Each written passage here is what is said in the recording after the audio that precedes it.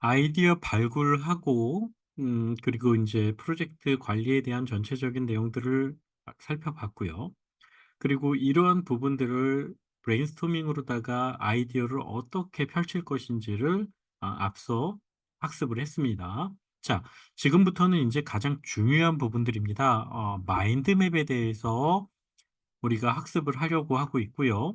이 마인드맵이 중요한 이유 중에 하나는 앞서 말한 강의들, 이런 주제들을 모든 것들을 쉽게 만들 수 있는 툴이기도 합니다. 그래서 가장 강력한 방법론이라고 보시면 됩니다.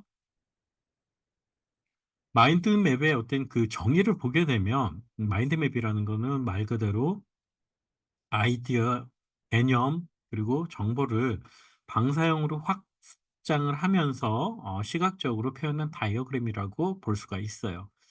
더 쉽게 이야기를 하게 되면 내가 키워드 주제를 중심 주제를 가지고 그다음에 가지치기를 하면서 밑으로 가면서 그 내용들을 조금 더 관련성 있게 확장하는 단계라고 볼 수가 있습니다. 이런 것들을 마인드맵이라고 이야기를 하고 있고요.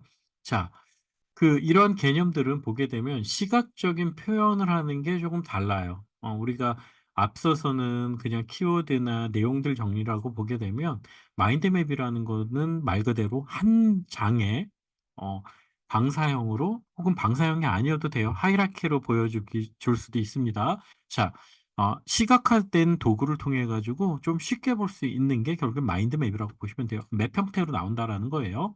자, 단어, 이미지, 색상, 선 같은 것들을 통해서 직관적으로 정보를 연결하거나 주제를 연결해서 쉽게 기억할 수 있도록 하는 것들이 마인드맵이라고 볼 수 있어요. 자, 마인드맵의 어떤 구성 요소를 보게 되면 방사형 구조도 있고요. 그다음에 비선형적인 사고 촉진을 하는 부분들도 있어요. 뭐 이건 뭐냐면 실제 어떤 주제가 딱히 연결되는 주제가 있을 수도 있지만 실제 연결되지 않고 별도로다가 딱딱 끊어지는 것들도 있어요. 자유롭게 그냥 생성할 수 있다는 얘기입니다. 창의성이 향상하기도 하고요. 새로운 것들을 만들기 때문에 혹은 뭐 주제적으로다가 뭐 시각화하면서 창의성이 또 나오기도 해요. 정보 요약하고 기억을 향상하는 효과들도 가져가게 됩니다. 한눈에 파악할 수 있기 때문에 더 그래요. 자, 그다음에 마인드맵의 어떤 구성 요소를 조금 더 본다라고 하게 되면 중심 주제를 통해 가지고 가져가게 돼요. 대주제가 있고 그다음에 밑으로 주제들이 계속 파생되기도 하고요. 그 중심 주제라는 것들은 같은 레벨로다가 움직여야 되는 부분들이 필요하기도 합니다. 자, 같은 레벨이라고 하게 되면 사과, 바나나 뭐 이런 식으로다가 과일이 동급인 과일들 있죠. 그런 주제의 어떤 레벨을 형성을 할 수가 있어야 됩니다. 그래서 레벨이 갑자기 맞지 않는 것들이 나타나게 되면 고런 부분에서도 약간은 고민이 좀 될 수가 있어요. 그래서 주제에 대한 레벨 구성도 되게 중요한 부분들이고요. 주요 가지들을 통해 가지고 서브 주제들을 가져가기도 합니다. 그리고 세부 가지를 통해 가지고 가기도 하고요. 나무가 뻗어나가는 거라고 뭐 생각하시면 더 편해요. 뭐 뿌리에서부터 해 가지고 몸통 그다음에 아 뭐 가지 그다음에 세부 가지들 요렇게 해 가지고 계속 뻗어나가고 과일도 나올 수 있고요. 자, 이런 식으로 간다라고 보시면 됩니다. 이미지하고 색상을 불어넣기 위해서 내용들을 또 전달하기 위해서 만들어 주기도 하고요. 자, 우리가 마인드맵을 활용하는데 여러 가지 방법들을 활용할 수가 있는데 대학에서 활용하는 방법들도 있어요. 뭐 우리가 대학에서 활용할 때는 대표적으로 몇 가지들이 있겠죠. 강의 노트를 정리하는 방법도 있어요.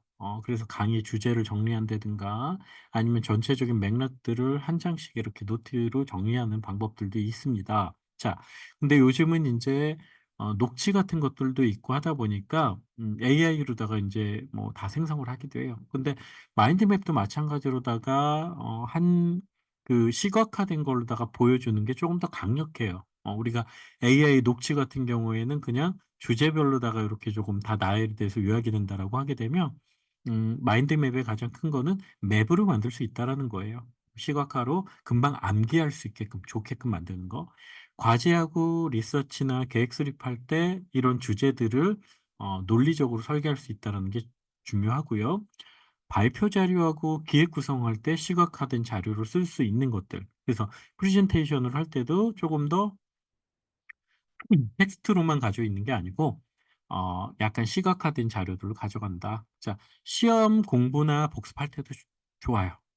용어나 개념하고 이론을 간략간략하게 요약하기 때문에 암기하기가 정말 편합니다. 프로젝트 계획 및 활동에도 도움을 줄 수가 있어요. 그래서 각 구성원의 어떤 역할이나 마일스톤 그리고 마인드 맵으로다가 전체적인 프로젝트를 흐름을 파악하는 것들도 시각화해서 제공이 되고 있어요. 그래서 마인드맵에는 들어가는 것들이 과거에는 아이디어만 생성할 수 있게끔 시각화를 제공을 했었는데 요즘은 프로젝트 관리 형태 면에서 시각화할 수 있는 것들을 다 제공을 하고 있습니다. 그래서 되게 강력하게 사용이 되고 있고요.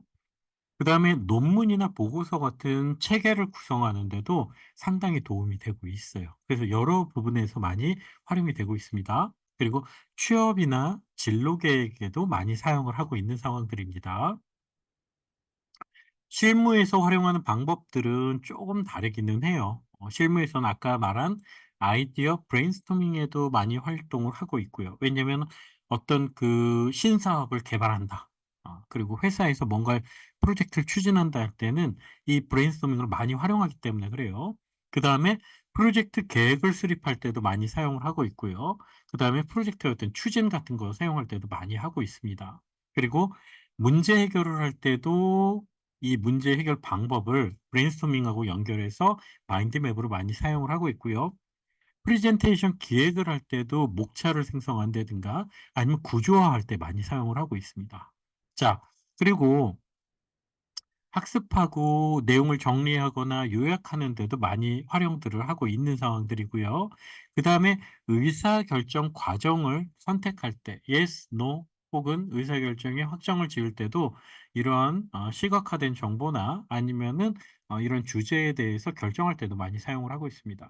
그리고 문서 구조화할 때도 많이 활용들을 하고 있어요. 그래서 마인드맵을 최근에는 정말 많은 분야에서도 사용을 하고 있고요. 어 옛날처럼 하나하나씩 단어만 가지고 활용을 하지 않고 실제 AI 도구로서 활용을 더 많이 하고 있는 실정이라고 볼 수가 있습니다. 그래서 우리는 이러한 마인드맵을 학교에서 혹은 실무에서 그리고 내 개인적인 아이템을 발굴하는 데 있어서 정말 많은 부분들을 활용을 해야 되고요.